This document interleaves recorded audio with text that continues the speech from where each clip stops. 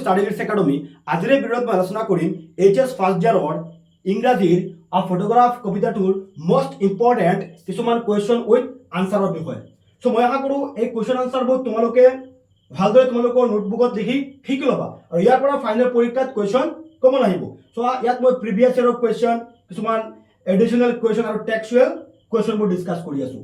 চ' তোমালোকে ধুনীয়াকৈ লিখি এইখিনি শিকি ল'বা, মিছ নকৰিবা। আৰু ভিডিঅ'টো আৰম্ভ কৰাৰ আগতে মই তোমালোকক এটা ইনফৰমেশ্যন দিব বিচাৰিছোঁ। ইতিমধ্যে আমাৰ ষ্টাডি লিডস একাডেমি এপৰ ফালৰ পৰা এইচএছ ফাৰ্ষ্ট ইয়াৰৰ ইংৰাজীৰ এটা ফুল কোৰ্চ পাব্লিছ কৰা হৈছে। তোমালোকে প্লে ষ্ট'ৰৰ পৰা আমাৰ ষ্টাডি লিডস একাডেমি এপটো ইনষ্টল কৰি আমাৰ কোৰ্চটোত জইন হ'ব পাৰিবা, বা এইটো ভিডিঅ'ৰ ডেছক্ৰিপশ্যনত আমাৰ এপৰ লিংক দিয়া আছে। তোমালোকে ডেছক্ৰিপশ্যনত ভিজিট কৰি আমাৰ এপটো ইনষ্টল কৰিব পাৰিবা, বা ডেছক্ৰিপশ্যনত আমাৰ হোৱাটছআপ গ্ৰুপৰ লিংক দিয়া আছে। তোমালোক আমাৰ হোৱাটছআপ গ্ৰুপত জইন হৈ যাবা। বেলেগ ছাবজেক্টৰ আমি ইম্পৰ্টেণ্ট কুৱেশ্যন আনচাৰবোৰ তোমালোকৰ হোৱাটছআপ গ্ৰুপত চেণ্ড কৰি দিম। আৰু স্ক্ৰীনত আমাৰ হেল্পলাইন নাম্বাৰ দিয়া আছে। আমাৰ কোৰ্চটোত জইন হওঁতে কিবা অসুবিধা হ'লে তোমালোকে আমাৰ লগত যোগাযোগ কৰিব পাৰিবা। গোটেইখিনি তোমালোকৰ ভিডিঅ' লেকচাৰ, বাকী চেপ্টাৰবোৰৰ কুৱেশ্যন আনচাৰ, ইংৰাজী গ্ৰামাৰ, ৰাইটিং স্কিল গোটেইখিনি আমাৰ কোৰ্চটোত আপলোড কৰা আছে। তোমালোকে জইন হৈ এইখিনি পাব পাৰিবা। তেতিয়াহ'লে আমি ভিডিঅ'টো আৰম্ভ কৰোঁ, ঠিক আছে।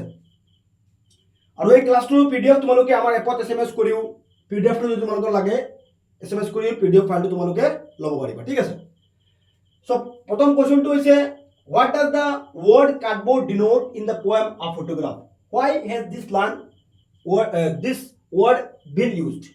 চ' ইয়াত কবিতাটোত what does the word cardboard denote, cardboard শব্দটো কিহৰ কথা বুজাইছে আৰু এই লাইনটো কিয় ইউজ কৰা হৈছে? The cardboard denotes the photograph of the poet's mother and her two cousins which was clicked when the poet's mother was only 12 years age. মানে কাৰ্ডবৰ্ড শব্দটো সেইটো কথা বুজাইছে কবিৰ মাক আৰু কবিৰ মাকৰ দুগৰাকী কাজিনৰ কথা, কাজিনৰ ফটোৰ কথা বুজাইছে। আৰু যিটো ফটো কেতিয়া উঠোৱা হৈছিল, সেই ফটোটো যেতিয়া কবিৰ মাকৰ বয়স কিমান বছৰ আছিল? 12 years, 12 বছৰ আছিল। কবিৰ মাকৰ বয়স যেতিয়া 12 বছৰ আছিল সেই সময়ত ফটোখন উঠোৱা হৈছিল। চ' কবিতাটোত এইখিনি কৈছে যে কবিৰ মাকৰ বয়স যেতিয়া 12 বছৰ আছিল সেই সময়ত কবিৰ মাক সাগৰৰ পাৰত গৈছিল ফটো উঠাবলৈ। কবিৰ মাকৰ লগত দুগৰাকী কাজিন আছিল, এগৰাকীৰ নাম আছিল বেটি, আন এগৰাকীৰ নাম আছিল ডলি। সেই দুগৰাকীৰ লগত ফটো উঠোৱা হৈছিল। এতিয়া বহু বছৰ হৈ গ'ল, কবিৰ মাক পৃথিৱীৰ পৰা আঁতৰি গৈছে, মানে কবিৰ মাকৰ ডেথ হৈ গৈছে। কবিয়ে সেইবোৰ ৰিমেম্বাৰ কৰি কবিতাটো লিখিছিল। সংক্ষেপে মই কৈ দিলোঁ, ঠিক আছে। The word cardboard is used to show that human life transitory, while the cardboard photograph remains as a memorable piece of paper. এই কাৰ্ডবৰ্ড শব্দটো এই কাৰণে ইউজ কৰা হৈছে যে মানুহৰ জীৱন ট্ৰেঞ্জিটৰী, মানে মানুহৰ জীৱন হৈছে কনস্থায়ী। মানুহ গোটেই পৃথিৱীত নাথাকে, মানে এদিন পৃথিৱীৰ পৰা মানুহ এদিন হ'লেও যাব লাগিব। কিন্তু while কাৰ্ডবৰ্ড ফটোগ্ৰাফ যিখন হৈছে এইখন মেমৰেবল পিচ হৈ থাকি গৈছে, ঠিক আছে। Next, what has the camera capture? কেমেৰাটোৰ দ্বাৰা কিহৰ ফটো উঠোৱা হৈছিল, বা কেমেৰাটোৱে কি কেপচাৰ কৰিছিল? Or what has the camera capture in the poem a photograph? So' the camera has capture the image of poet's mother and her two cousin Betty and Dolly on the sea beach. কেমেৰাটোৱে কবিৰ মাক আৰু কবিৰ মাকৰ দুগৰাকী cousin বেটি আৰু ডলিৰ photo capture কৰিছিল। মই ইতিমধ্যে কৈছিলোঁ, ঠিক আছে। ইয়াৰ পিছত চোৱা, what has not change over the year? মানে বছৰ বছৰ ধৰি কিহৰ চেঞ্জ হোৱা নাই? Does this suggest something to you? The sea has not change over the year, মানে যিটো সাগৰৰ পাৰত কবিৰ মাক আৰু কবিৰ মাকৰ কাজিন বেটি আৰু ডলিয়ে ফটো উঠাইছিল সেই সাগৰটো চেঞ্জ হোৱা নাই। It suggest that the prominent features of nature don't change much. এইটো বুজাব বিচাৰিছে যে প্ৰাকৃতিৰ ইমান বেছি পৰিৱৰ্তন নহয়, মানে সাগৰ হৈ থাকিব। যিটো সাগৰৰ পাৰত গৈ কবিৰ মাকে ফটো উঠাইছিল সাগৰটো এতিয়া সাগৰ হৈ আছে, কিন্তু কবিৰ মাক পৃথিৱীত নাই।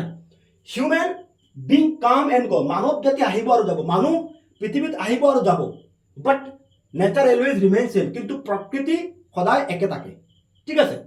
Next, why would the poet's mother laugh at the snapshot? Or এই পৰীক্ষাত আহিছিল 15 আহিছিল, 16 আহিছিল, 22 আহিছিল, ঠিক আছে। The poet's mother laughed at the snapshot. What did this laugh indicate? কবিৰ মাকে যেতিয়া ফটোখন দেখিছিল, যেতিয়া কবিৰ মাকে ফটোখন দেখিছিল হাঁহিছিল কিয় হাঁহিছিল when the poet's mother looked at the photograph যেতিয়া কবিৰ মাকে ফটোগ্ৰাফখন চাইছিল she laughed at how her cousins Betty and Dolly were dressed for the sea holiday যেতিয়া কবিৰ মাকে তাই সেই 12 বছৰীয়া ফটোখন দেখা পাইছিল দেখাৰ পাছত হাঁহিছিল আৰু কৈছিল যে চোৱা বেটি আৰু ডলিয়ে কেনেদৰে ড্ৰেছ কৰিছে চোৱা আজিৰ পৰা 50 বছৰ আগৰ ড্ৰেছ আৰু এতিয়া ড্ৰেছৰ কিমান পাৰ্থক্য আছে হয় নহয় আগৰ ড্ৰেছ এতিয়া মানুহে পিন্ধিব নেকি নিপিন্ধে ঠিক আছে সেইটো কথা কৈছে যে সেই ড্ৰেছটো কেনেকুৱা আছিল কবিৰ মাকে দেখি হাঁহিছিলে her laugh showed the joy of her childhood which was free from any anxiety or worry ঠিক আছে সেই her laugh যেটা তাই হাঁহিছিল তার সেই চাইল্ডহুডৰ জয় এইবোৰ মনত পৰি গৈছিলে ধুনীয়াকে শিকিবা এইবোৰ বহুত ইম্পৰ্টেণ্ট কুৱেশ্যন ঠিক আছে ইয়াৰ পিছত 5 number question what is the meaning of the line both ray with the labored is of nose এই শব্দটোৰ দ্বাৰা বা এই শব্দটোৰ সেন্টেন্সটোৰ মিনিং কি both the poet and her mother suffered a great sense of loss কবি আৰু কবিৰ মাকে দুয়োগৰাকীয়ে মানে হেৰুৱাৰ বেদনা অনুভৱ কৰি আছে and labored to bear the loss with ease the mother had lost her childhood innocent মাকে তার শৈশৱকাল হেৰুৱাইছিল কবিৰ মাকে and joyful spirit and the poet lost the smile of her mother আর কবিয়ে তার মাকৰ হাঁহিটো হেৰুৱাইছে ঠিক আছে what does this circumstance refer to this circumstance শব্দটো কিহৰ কথা বুজাইছে this circumstance refers to the loneliness and the sense of loss that the poet suffers as she remember her mother who is no more এই শব্দটোৱে এইটো কথা বুজাইছে কবিৰ অকলশৰীয়তা কবিতা এতিয়া অকলশৰে আছে কবিৰ মাক তো পৃথিৱীৰ পৰা আঁতৰি গৈছে she remembers her mother তাই তাইৰ মাকৰ কথা ভাবিছে স্মৰণ কৰিছে who is no more কবিৰ মাক এতিয়া জীয়াই থকা নাই next where did the girls go and why ছোৱালীবোৰ কলৈ গৈছিল মানে কবিৰ মাক আৰু তাইৰ কাজিন কলৈ গৈছিল who was the big girl and how old was she ডাঙৰ ছোৱালীজনী কোন আছিল আৰু তাইৰ বয়স কিমান আছিল মানে তিনিগৰাকী ছোৱালী গৈছিল তিনিগৰাকী ছোৱালী সাগৰৰ পাৰত গৈছিল ডাঙৰ যিগৰাকী ছোৱালী আছিল সেইজন আছিল কবিৰ মাক আছিল আৰু লগতে যি দুগৰাকী আছিল কবিৰ মাকৰ কাজিন ঠিক আছে the girls went the question কৰিছে where did the girls go and why ছোৱালীবোৰ কলৈ গৈছিল আৰু কিয় গৈছিল the girls went to the sea beach for enjoying their holiday তেওঁলোকৰ হলিডে এনজয় কৰাৰ কাৰণে তেওঁলোক কলৈ গৈছিল সাগৰৰ পাৰত গৈছিল মানে বিচত গৈছিল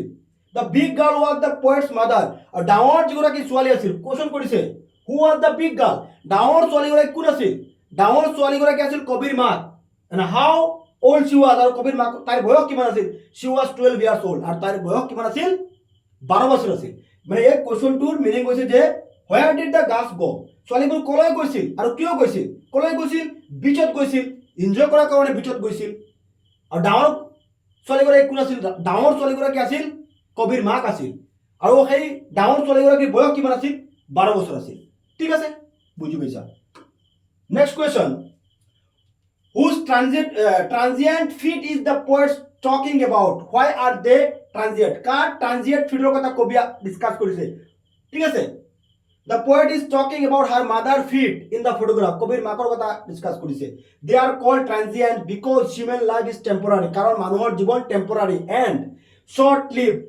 মানে একেবাৰে ছুটি মানুহৰ জীৱন unlike the sea মানে সাগৰৰ দৰে নহয় which appear eternal and unchanging সাগৰ কেতিয়াও চেঞ্জ হয় নাযায় describe the sea holiday mentioned in the poem কবিতাটোত মেনশন কৰা sea holiday বিষয়ে ক'ব লাগে answer the sea holiday was a joyful time sea holiday যেটো আছিল মানে কবিৰ মাকৰ যেটো হলিডে আছিল এইটো এটা আনন্দৰ মুহূৰ্ত আছিল joyful time when poet's mother along with her cousins Betty and Dolly enjoy playing on the beach যেতিয়া কবিৰ মাক আৰু তাইৰ কাজিন সকলে সেই বিচত ফুৰিবলৈ গৈছিল they were carefree and happy তেওঁলোক কি আছিল ফ্ৰী আৰু হ্যাপি আছিল ঠিক আছে next who were Betty and Dolly Betty আৰু Dolly কোন আছিল আমি পাইছো Betty and Dolly were the two cousins of the poet's mother কবিৰ মাকৰ দুগৰাকী কাজিন আছিল who went on a sea holiday with her okay Betty আৰু Dolly কবিৰ মাকৰ লগত sea holiday ফুৰিবলৈ গৈছিল